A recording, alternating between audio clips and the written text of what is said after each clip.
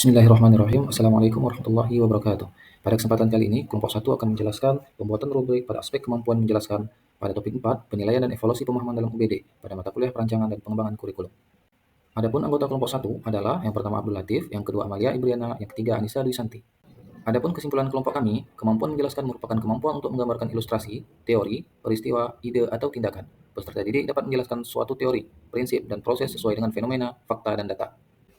Rubrik pada aspek kemampuan menjelaskan, yang pertama adalah akurat. Menurut Kamus Besar Bahasa Indonesia, kata akurat adalah cermat, teliti, seksama, dan tepat benar. Dengan makna tersebut, akurat adalah kata sifat yang digunakan untuk menekankan suatu keadaan yang tepat sasaran, tidak meleset dan benar. Contoh, peserta didik dapat menjelaskan definisi pecahan berdasarkan buku teks matematika atau sumber bacaan terpercaya. Mereka dapat memberikan contoh konkret tentang situasi di mana pecahan muncul. Peserta didik dapat menjelaskan konsep persamaan linear dengan akurat berdasarkan definisi dan rumus matematika yang diajarkan di kelas. Mereka menggunakan contoh konkret, seperti 2x tambah 3 sama dengan 7, untuk menunjukkan bagaimana variabel dan koefisien bekerja dalam persamaan. Rubrik pada aspek akurat mampu menjelaskan materi sesuai dengan definisi. Pada aspek akurat, kriteria penilaian atau skor terbagi menjadi 3. Jika 1, yaitu peserta didik menyampaikan informasi yang kurang tepat. Jika poin 2, peserta didik menyampaikan informasi yang benar namun dengan satu kesalahan. Jika poin 3, peserta didik menyampaikan informasi yang benar.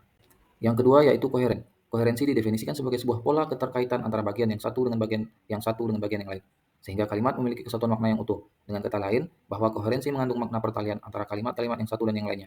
Koherensi juga berarti hubungan timbal balik yang serasi antar unsur dalam kalimat. Hubungan koherensi adalah keterkaitan antara bagian yang satu dengan bagian yang lainnya, sehingga kalimat yang memiliki kesatuan makna yang utuh. Wacana yang koheren memiliki ciri, yaitu susunannya teratur dan amanatnya terjalin rapi, sehingga mudah diinterpretasikan. Contohnya yaitu penjelasan peserta didik tentang pecahan dapat berlangsung secara berkesinambungan. Misalnya, mereka dapat memulai dengan pengenalan tentang pecahan, kemudian menjelaskan operasi matematika yang melibatkan pecahan, dan mengakhiri dengan penerapan pecahan dalam situasi kehidupan sehari-hari. Yang kedua, peserta didik mampu menjelaskan konsep persamaan linear secara berkesinambungan, mulai dari konsep variabel, koefisien, hingga bagaimana mengisolasi variabel. Mereka mengaitkan setiap langkah penyelesaian dengan langkah sebelumnya untuk menciptakan kelangsungan dalam penyelesaian. Rubrik koheren, yaitu mampu mengaitkan dengan materi prasyarat. Pada aspek koheren, kriteria penilaian atau skor dibagi menjadi 3. Poin pertama, jika peserta didik tidak mampu mengaitkan dengan materi prasyarat sama sekali. Poin 2, jika peserta didik mampu mengaitkan dengan materi prasyarat walau belum mendetail. Poin ketiga, peserta didik mampu mengaitkan dengan materi prasyarat secara mendetail. Yang ketiga yaitu dibenarkan. Dibenarkan berasal dari pengetahuan subjektif yang belum diakui kebenarannya atau keabsahannya. Menurut Kamus Besar Bahasa Indonesia, arti kata dibenarkan adalah termakbul, atau arti lainnya dari dibenarkan adalah tepat atau berhasil. Contohnya, yang pertama, setiap pernyataan atau contoh yang diberikan oleh peserta didik dapat dipertanggungjawabkan kebenarannya. Jika mereka menyajikan aturan perkalian pecahan, maka dapat memberikan alasan dan contoh yang mendukung.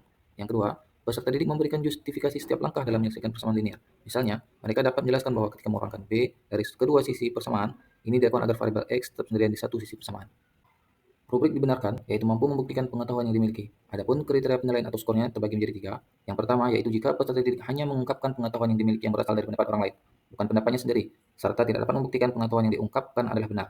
Poin kedua, jika peserta didik mampu mengungkapkan pengetahuan yang dimilikinya, pendapatnya sendiri, namun tidak dapat membuktikan pengetahuan yang diungkapkan adalah benar. Poin ketiga, jika peserta didik mampu mengungkapkan pengetahuan yang dimiliki, pengetahuan berasal dari pendapat sendiri, mampu menyebarkan secara rinci, dan dapat membuktikan pengetahuan yang diungkapkan adalah benar. Yang keempat yaitu sistematis. Sistematis adalah segala usaha untuk menguraikan dan merumuskan sesuatu dalam hubungan yang teratur dan logis, sehingga membentuk suatu sistem yang berarti secara utuh, menyeluruh, terpadu, mampu menjelaskan rangkaian sebab akibat menyangkut objeknya. Jadi, pengertian pola berpikir sistematis adalah cara kemampuan siswa untuk mengerjakan atau menyelesaikan suatu konsep. Contoh, pertama, peserta didik dapat menjelaskan konsep pecahan dengan mengikuti urutan logis. Misalnya, mereka memulai dengan definisi, kemudian menjelaskan langkah-langkah operasi pecahan, dan akhirnya memberikan contoh penerapan dalam soal matematika. Yang kedua, penjelasan peserta didik tentang persamaan linear diatur secara sistematis. Mereka dapat memulai dengan memperkenalkan konsep, kemudian menyajikan langkah-langkah penyelesaian secara terstruktur dan logis, dan mengakhiri dengan memberikan contoh penggunaan dalam konteks masalah matematika. Rubrik sistematis yaitu sistematis dalam menjelaskan. Adapun kriteria penilaian atau skornya terbagi menjadi 3. Poin 1, jika peserta didik tidak mampu menjelaskan materi secara sama sekali.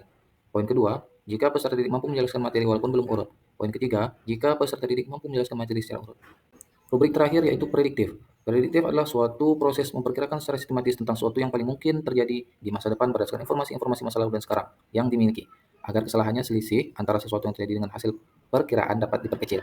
Prediksi tidak harus memberikan jawaban secara pasti kejadian yang akan terjadi, melainkan berusaha untuk mencari jawaban sedekat mungkin yang akan terjadi. Contoh, dalam menjelaskan konsep pecahan, peserta didik dapat memberikan prediksi tentang situasi di mana pemahaman tentang pecahan akan diperlukan, seperti dalam menyelesaikan masalah matematika tinggi yang melibatkan penggunaan pecahan. Yang kedua, peserta didik dapat memberikan prediksi tentang situasi di mana persamaan linear dapat ditemukan, misalnya dalam pecahan masalah dunia nyata. Mereka dapat meramalkan bahwa pemahaman tentang persamaan linear dapat membantu mereka menghitung harga diskon atau menyelesaikan masalah lain yang melibatkan hubungan linear.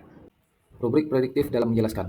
Aspeknya yaitu prediksi terhadap suatu permasalahan. Adapun kriteria penilaian atau skornya terbagi menjadi 3. Poin 1 jika peserta didik tidak dapat memprediksi suatu konsep. Poin 2 jika dapat memprediksi suatu konsep dengan benar, tetapi tidak dapat mengaitkan dengan konsep sebelumnya. Poin 3 dapat memprediksi suatu konsep dengan benar dan mengaitkan dengan konsep sebelumnya. Terima kasih, sekianlah presentasi dari kelompok 1 tentang rubrik pada aspek kemampuan menjelaskan. Mohon maaf apabila ada kesalahan. Terima kasih. Assalamualaikum warahmatullahi wabarakatuh.